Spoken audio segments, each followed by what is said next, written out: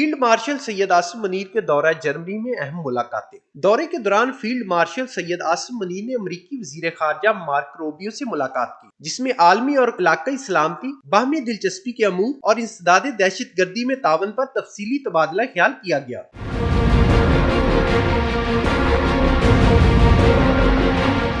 German حکام سے ملاقاتوں میں وفاقی وزیر داخلہ، جرمن چانسلر کے خارجہ سلامتی امور کے مشیر اور جرمن مسلح افواج کے چیف آف ڈیفنس شامل تھے۔ ان ملاقاتوں میں عصری سیکیورٹی چیلنجز اور دو طرفہ دفاعی تعاون پر زور دیا گیا۔